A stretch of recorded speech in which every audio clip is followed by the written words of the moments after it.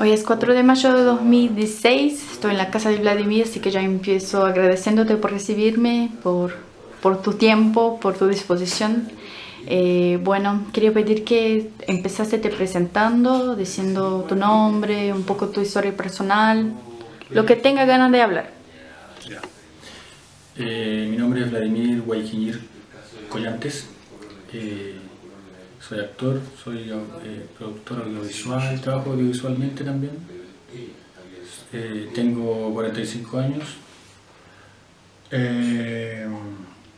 pues estoy aquí dando una entrevista a propósito de un trabajo que hicimos en comienzo de los años 90 en lo que es la recuperación de Villa Grimaldi, un centro de tortura y de detención clandestino de la dictadura. Que a esa fecha, el 90-91, se quería convertir en otra cosa, la recuperación de Villa Grimaldi. Por eso estoy aquí.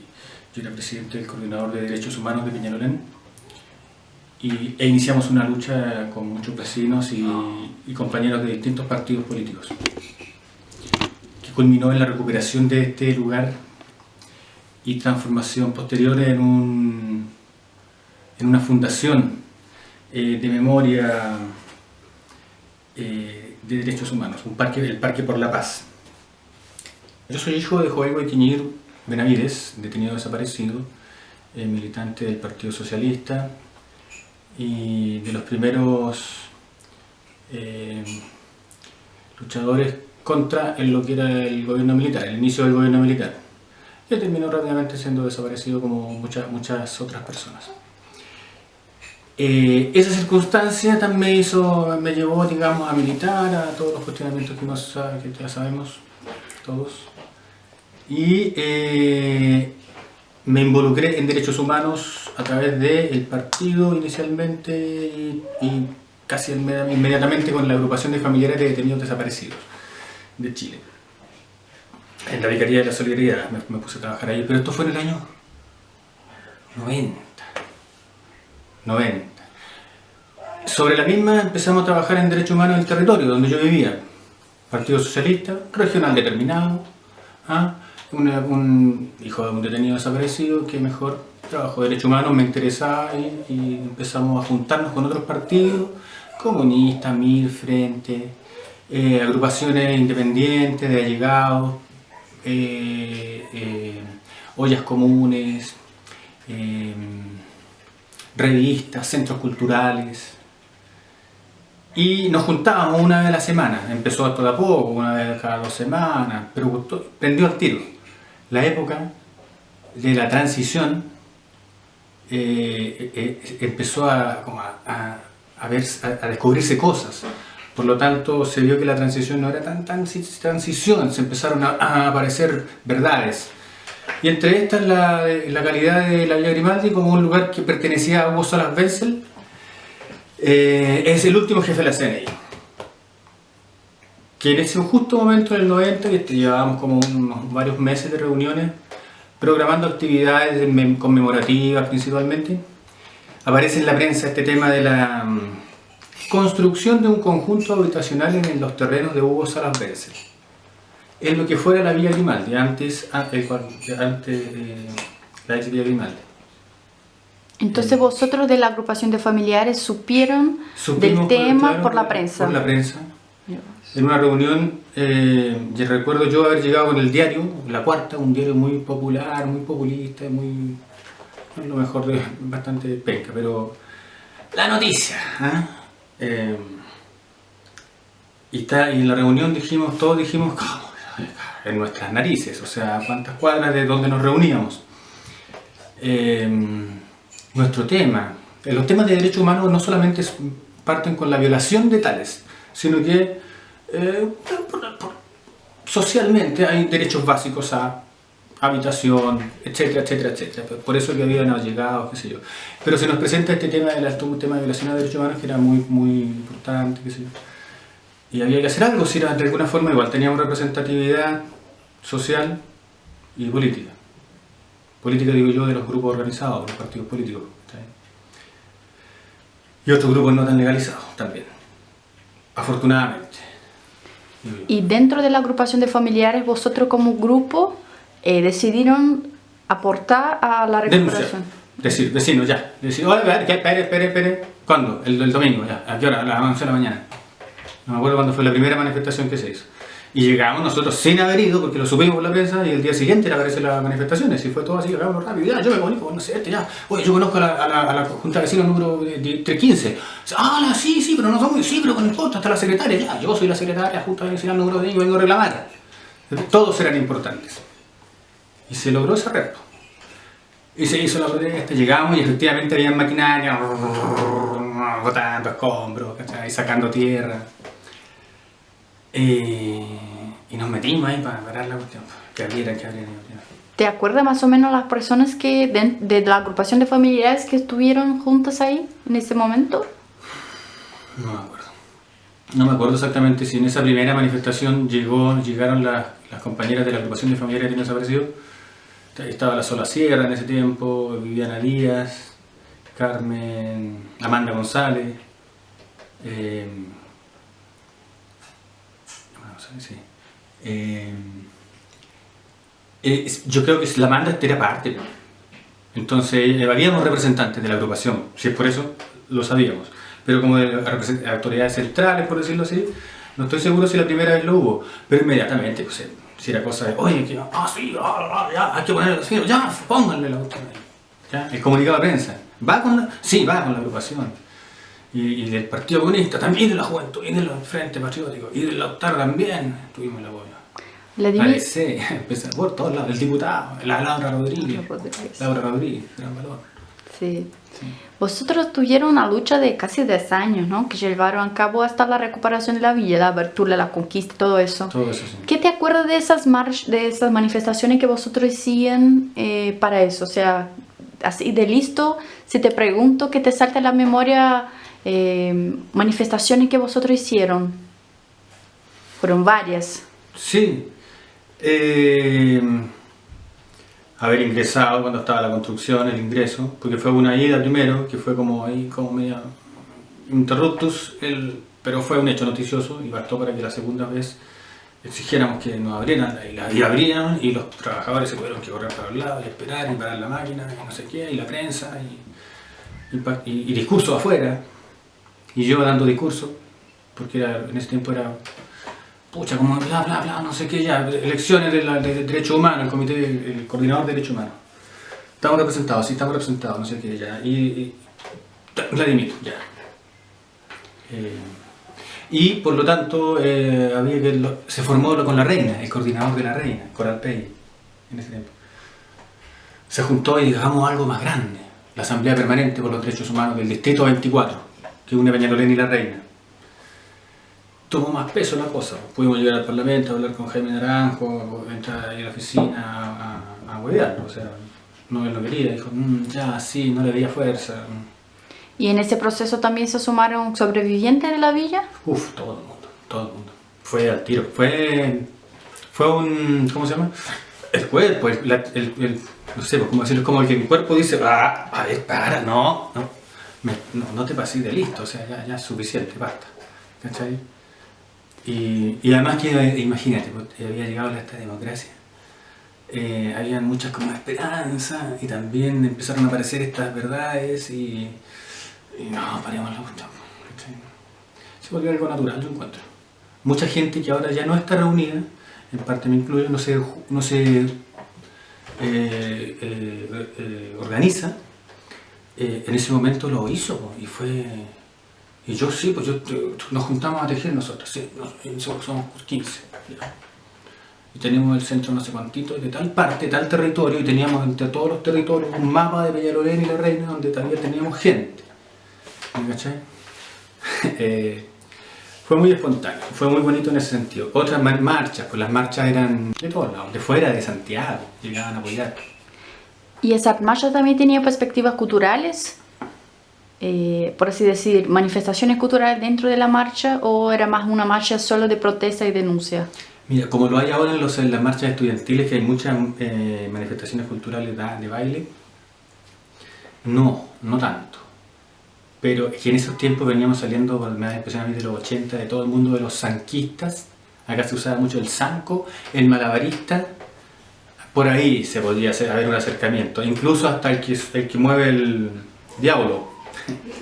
¿Ya? Son como gente maquillada, digamos, que le da un cierto chispa, ánimo a la marcha, una cierta vida, cierto cultural, pero así como manifestaciones culturales, no era tanto, era más bien ahí poner el pecho y decir, sí, yo quiero protestar, yo todavía tengo miedo. Había miedo, yo encuentro. Claro, estaba justo en la época de la transición, ¿no? Claro, después de eso vino el buenazo, ¿cuándo fue el buenazo? No está tanto. Entonces, claro, sin haber había una cuestión ahí, pero había un miedo, o sea, todavía no... más claro el asunto cultural, la murga, hoy en día, claro, no sé qué tan diferente sea, pero era claro, era más como ya ir a dar el compromiso y llevar el letrero de que yo soy la agrupación tanto, y yo soy la otra agrupación, y yo soy del partido tanto, que aquí está nuestra bandera, no están solos estos que están protestando en la primera línea, digamos. Y eso se notaba. Se notaba. Nuestro orgullo en cierto momento fue haber tenido el apoyo de la democracia cristiana para determinado proyecto, lo cual, bueno, era obvio que tenían que estar, o sea, si no estaban ya era el colmo de los colmos. Hasta el movimiento juvenil Lautaro, los del Frente, con cartas oficiales apoyando. ¿Y dónde vosotros...? Himno para la villa, hubo un himno que se le hizo, lo escribió el Pato Man, le puso música a Inti Illimani. Sí, un grupo bastante diverso, distinto, ¿no? Sí, pues claro. Una adhesión amplia en la área de la defensa de derechos humanos, ¿no? En ese momento. Sí. Y Vladimir, ¿dónde vosotros se reunían? En una junta de vecinos, que no me acuerdo qué número era, en Peñalolén Alto. Esto es de Tobalaba hacia arriba, entre José Arrieta y Las Parcelas. El que conoce por acá podrá entender aprox. El Estanque, población del Estanque. Pero era una casa de una agrupación de vecinos que todos se juntaban. Era una junta de vecinos en mayor parte del tiempo, pero cuando la junta de vecinos no se podía, en una casa. En la casa de la Malena, compañera de Peñalolén, sin ser ella una persona del gente cultivo de nada, fue una vecina que se despertó, tenía agrupaciones femeninas. En mi casa no, yo era muy joven, en la casa de mi hermana no éramos, era diferente la cosa. ¿Y te acuerdas de otros familiares que participaron, hijos, en ese momento? Sí, desde lejos geográficamente, porque no eran de Peñalolén, compañeros de la agrupación de familiares de niños desaparecidos. Alejandro Contiglio, Sergio Fuensalida, Isabel Fuensalida. Ellos son cabros de allá, de la Florida, del centro, allá nos conocíamos. Entonces, habían actividades de derecho humano en Peñalolén, donde estaba yo, y ya, vamos aquí, y vamos, a los jóvenes de la agrupación. Algunos que otros ahí vinculados políticamente. ¿Te acuerdas del momento de la decisión de lo que hacer con el lugar? Porque hubo un debate todo, ¿no? ¿Podría contar un poco sobre eso? Lo que es fundación, yo ya no estaba. Cuando se determinó la fundación, hacer una fundación. Yo llegué hasta que ya se determinó, se recuperó. Bienes Nacionales determinó que el lugar no se podía construir, se le expropiaba a Hugo Salas Wenzel y se dejaba pagar lo que se determinara en el tema de derechos humanos que yo venía dando la pelea. Una victoria. Más o menos 95, por ahí. O sea, ¿lograste alcanzar la apertura para el público, que fue 94? No, yo antes me fui. Yo tuve los primeros años cuando se hizo la primera manifestación, que fue por ahí por el 90-91, hasta el 92, y de ahí, claro, hasta el 92, exactamente. Y que bien al principio, ¿no? O sea, la parte más fuerte de la lucha, ¿no? Sí, pues, o sea, nos fuimos satisfechos porque la Villa Grimaldi ya no se construía más, se iba a investigar, y estaba a la orden de investigar, y el lugar, pues sí, los rollos son muchos, gente enterrada ahí posiblemente. Y por otro lado, la memoria histórica, que significa decir, aquí estaba el lugar, pues mira, ahí está la forma, si era eso, los testigos venían y decían, aquí no, esto no era, esto allá era, aquí. Esas cosas gatillan mucha una psicología en las personas y en el entorno de las personas. Y se notaba, ¿cachai? Más allá de la emoción y el sobresalto, el impacto, se nota el cambio. Pues, gente que nunca había hablado del tema empezaba a decir, oh, sí, yo escuchaba fantasmas en ese lugar. Claro. Vecinos, que también entrevistamos, los periodistas entrevistaron. ¿Cómo te parece la importancia de la actuación de los vecinos del barrio que no tenían nada que ver, ¿no?, con la memoria directa de la villa y que participaron de todo ese proceso? ¿Qué te parece? Si podrías hacer así una evaluación general. Me parece que había gente no muy contenta con el tema este de esta bulla que se estaba dando por parte desde nosotros. Ya había mucha más gente descontenta con la bulla que venía dando en toda la dictadura, la DINA y la CNI en ese lugar. Pero ese descontento no era no se decía tanto. Sin embargo, ahora había gente descontenta, pero era poca. Toda la gente, yo creo que los vecinos actuaron con mucha responsabilidad. No me atrevo a decir que recuerdo un vecino que había problemas. No, todos actuaron con mucha responsabilidad y comprendieron todas las marchas, las bullas que fuimos a meter. El topar, cerrar la calle, las veces que tuvimos que cerrar la calle para un acto, para una marcha. Yo creo que había mucha comprensión de los vecinos. ¿Y qué te parece la Villa Grimaldi hoy? Después de tantos años, fue recuperada. ¿Qué te parece? ¿Por qué es importante preservar esos lugares de memoria? Porque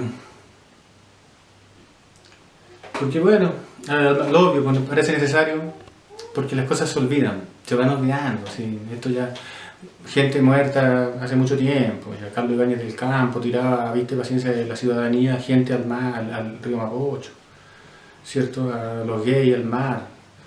Hace tiempo que hubieron revoluciones y el Estado chileno en su administración temporal manda una vez más a matar al propio pueblo chileno. Entonces, siempre es un avance dejar una marca de memoria. Siempre es un avance. Me carga lo victimario, sí, porque uno cae en eso, y también la gente que observa y los que contemplan desde afuera y a la distancia, en el tiempo, también lo ven así como... Pero a veces eso no siempre es bueno cuando uno ve las cosas así nomás. Hace falta observarlas con más reflexión, no de víctima. Y eso yo creo que lo logra. Pero bueno, siempre es bueno recordar. Me acuerdo del Holocausto, de los judíos y todo eso, y ahora el pueblo de Israel en la situación en que se encuentra, ¿cachai? Es como, chuta, ¿de qué sirve recordar si no hay una transformación, ¿cachai? Idea. Bueno, ¿tiene alguna cosa que no te he preguntado que quiere decir sobre ese proceso, sobre lo que quiere para que quede registrado?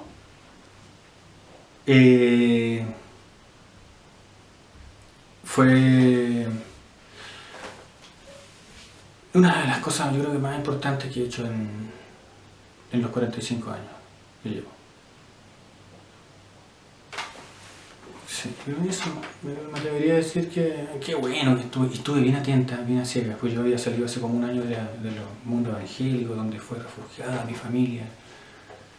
Para, no sé, ¿cachai? Por decirlo así, mi mamá se metió en el evangélico después de la desaparición de mi papá.